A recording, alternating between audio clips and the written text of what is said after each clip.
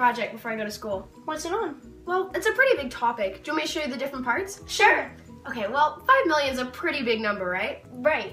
Well, the Alzheimer's Association says 5.3 million Americans are affected by Alzheimer's disease in only 2015. Wow. I know, it's a disease that affects many people, and it's important to know the different things that the patients go through.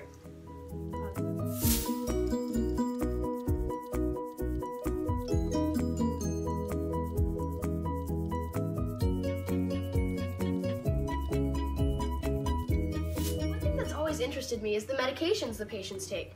I guess I never really thought of it, but a lot of people must be taking medications for their symptoms. That's true.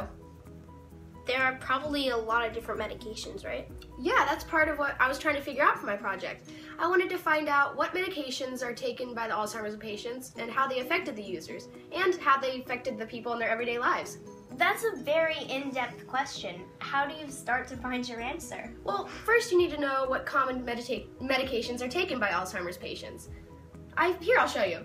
Here I drew a pie chart, and it's made up of different symptoms and medications that try to help the Alzheimer's disease patient.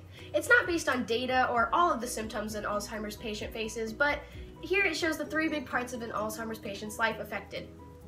I didn't know that this disease affects things besides just memory. It affects a lot of parts of their lives. To deal with cognitive symptoms, like memory loss, they use cholinesterase inhibitors. There are also medications to help with sleep changes or not even being able to sleep at all. These medications can help how the patients feel and what their emotions are through different experiences. It also has to do with how they act or respond to different emotions.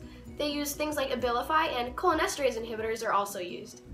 Those are huge parts of a person's life. I know, and that's why many scientists are working to find medications to slow, prevent, or even cure this disease one day.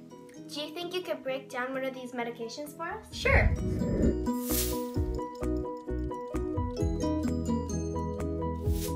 Cholinesterase inhibitors do?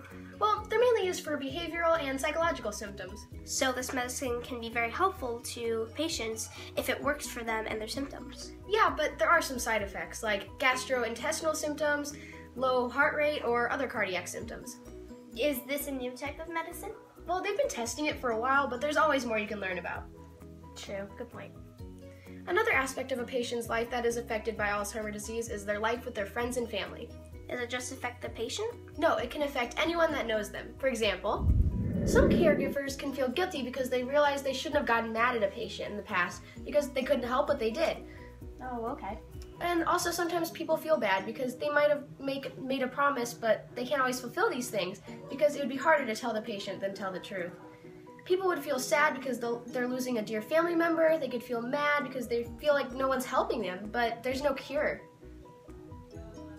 This is really sad. How do some people not know about this disease? Pretty crazy when you think about it, because more and more people are affected by this disease every day. But we need to stop it from taking away our dear friends, treasured family members, and important parts of our society. Yeah. Yeah! So there's no cure for Alzheimer's? Well, there are a lot of treatments to try to treat the symptoms or improve a person's life, but there's no cures yet.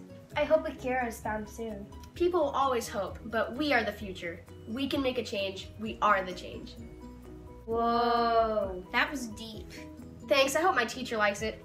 Oh my gosh, look at the time. I gotta go. Bye guys. Bye. Bye.